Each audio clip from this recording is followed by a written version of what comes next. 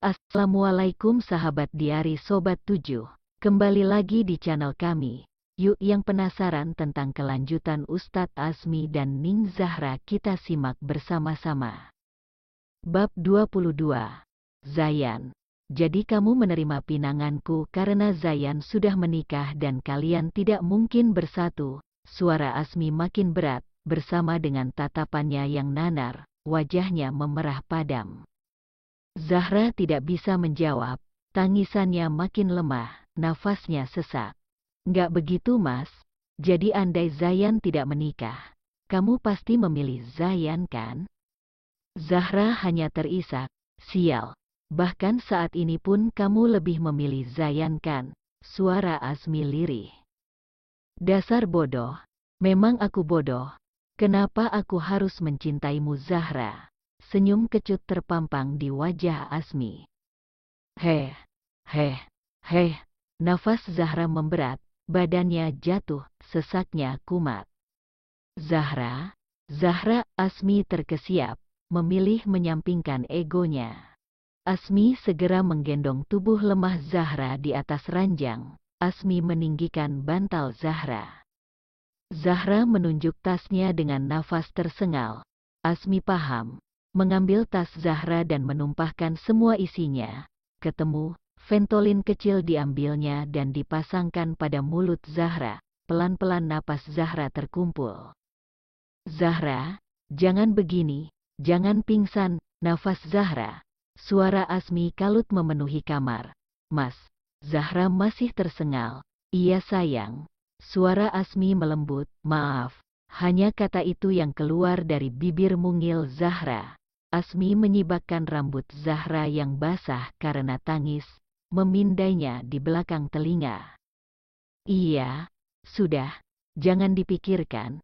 Kamu mau apa? Air mau, tawar Azmi. Mau, jawab Zahra lemas. Setelah meminum air putih, Zahra kembali mengatur nafas. Dua anak manusia itu duduk di ranjang tanpa canggung. Tangan kiri Azmi memeluk punggung belakang Zahra. Sedang tangan kanannya meminumkan air putih dengan hati-hati. Rambut Zahra diselipkan Azmi pelan-pelan ke belakang telinga putih dengan anting bermata bulat kecil. Gimana? Masih sesak? Tanya Azmi dengan gelisah. Masih, sedikit, suara Zahra lemah. Kita ke UGD ya? Nada khawatir Azmi tampak jelas. Nggak usah, sudah biasa begini, ucap Zahra datar. Mau apa sekarang? Mau mas aja, dek. Azmi tergagap, buru-buru ia mengembalikan kesadarannya. Ia tak boleh terlalu berharap, meski hatinya kembang kempis tidak karuan. Mas memang berhak marah sama aku. Aku tidak menyangkal aku memang pernah ada hati dengan Zayan. Tapi aku tidak pernah berhubungan lagi dengan dia. Jika dia menelponku, aku tidak pernah merespon. Aku bahkan tidak punya kontaknya. Suara Zahra tersengal. Azmi hanya menunduk, menahan gemuruh amarah. Ia tidak ingin amarahnya terlihat oleh Zahra. Zayan dan aku sebenarnya tidak pernah ada cerita mas. Hanya kami berdua memang saling mengetahui jika saling menyimpan rasa sejak kuliah. Zayan menjanjikan akan melamar aku saat aku semester 2. Sayangnya setahun tanpa kabar. Ia malah menikah dengan Dokter Rania. Suara Zahra terisak. Maaf mas, jika penuturanku membuat mas terluka. Sialnya, di hari sebelum kita menikah, dia menghubungiku. Ia berjanji mau menceraikan istrinya. Jelas aku sudah tak percaya. 2 tahun yang lalu ia sudah mengutarakan niatnya untuk berpisah dari istrinya. Maaf mas, aku tidak berniat menyakiti mas. Suara terisak Zahra tertahan. Apakah maksud surat perjanjian pranikah yang kamu berikan ada hubungannya dengan Zayan? Agar kamu tetap perawan dan bisa kembali ke Zayan. Tatapan kemarahan Azmi nampak tertahan, menyorot mata Zahra dengan pahitnya. Zahra terdiam beberapa saat. Maaf mas, aku harus jujur. Aku sempat berpikir demikian. Tapi sejujurnya aku trauma dengan pria. Aku tidak ingin diperlakukan seperti sampah, ditinggalkan begitu saja. suara Zahra parau. Jadi kamu menganggap aku sama dengan Zayan? Suara Asmi meninggi. Bukan begitu, Mas. Tapi tolong pahami aku yang masih trauma. Pun pernikahan yang sangat mendadak ini amat membuatku tidak siap. Aku tidak siap melihat ada lelaki yang seranjang denganku. Aku tidak siap berbagi hati. Hatiku terlanjur sakit, Mas. Ada luka mendalam di wajah Zahra. Aku akui sikap Mas kepadaku sungguh membuat aku terhanyut. Bahkan jika Mas mau meminta hak Mas, aku ridho, Mas. Meski jujur aku masih belum siap, tapi tolong, jangan mengubah sikap Mas kepadaku. Lanjut Zahra. Aku tidak seperti itu, Zahra. Aku tidak mau menyentuhmu jika kamu tidak mengizinkan, sahut Asmi dengan tatapan penuh arti. Mereka terdiam saling memandang satu sama lain. Perlahan wajah keduanya mendekat, saling menyelami hati masing-masing melalui mata yang basah. Keduanya terluka. Aku janji Zahra, aku tidak akan menyakitimu. Tangan Zahra digenggam Asmi perlahan, dingin sekaligus ada hangat yang menjalar di sana. Aku tidak bisa menjanjikan apa-apa, Mas. Tapi tolong jangan pergi lagi, pinta Zahra. Tangisnya seketika pecah. Ada gelenyir aneh di dadanya saat tangan Asmi menggenggam tangannya. Bahkan kini bibir Asmi berani mencium tangan cantik itu. I'm promise, suara Asmi pelan. Bahkan Zahra tak henti menangis, entah rasa apa ini yang menjalar di hati. Semacam takut kehilangan Asmi.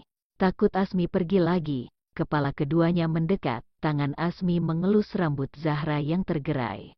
Mengelusnya perlahan hingga tengkuk. Mengusap pipi lembut dengan lesung pipit itu perlahan.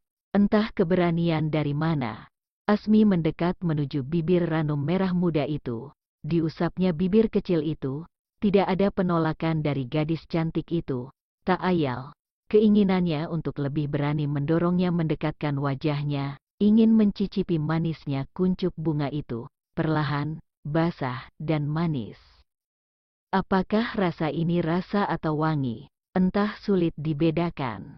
Jelas kuncup bunga merah muda itu manis, makin legit saat disesap makin dalam.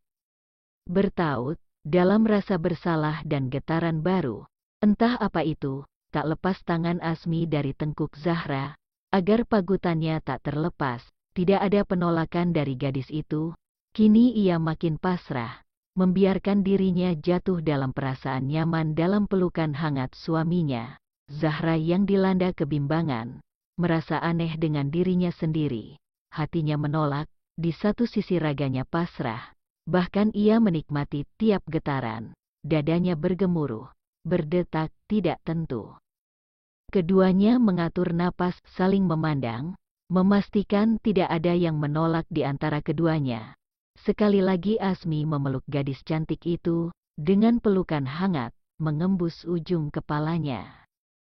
I love you Zahra, ucapnya lembut sambil memindai kedua pipi putih cantik itu dengan lembut.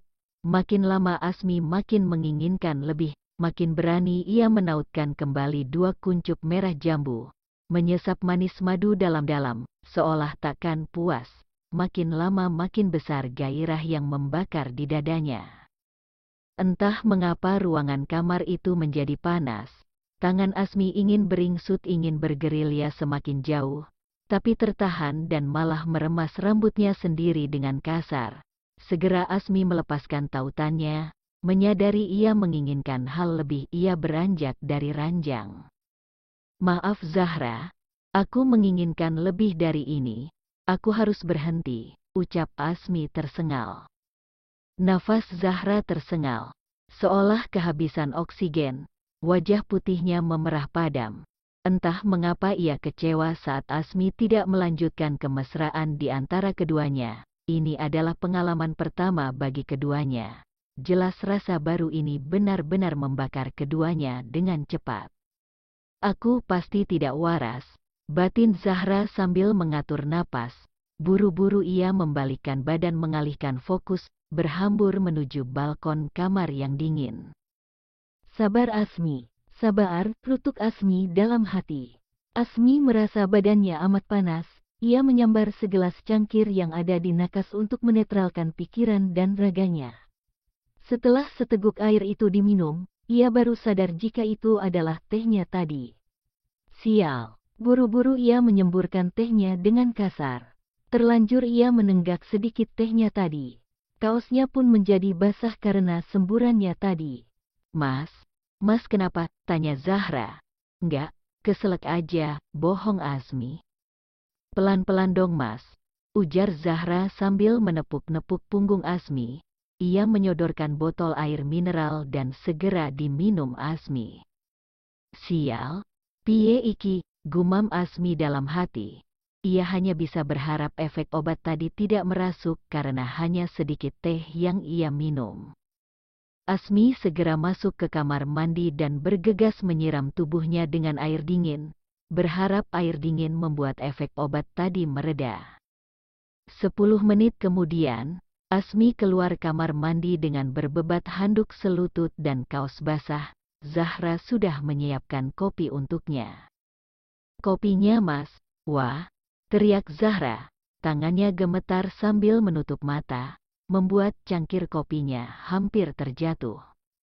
Buru-buru Zahra meletakkan cangkirnya dan membalikkan badan memunggungi Asmi. Ada apa Zahra? Buru-buru Asmi menghampiri Zahra yang masih begidik nyeri.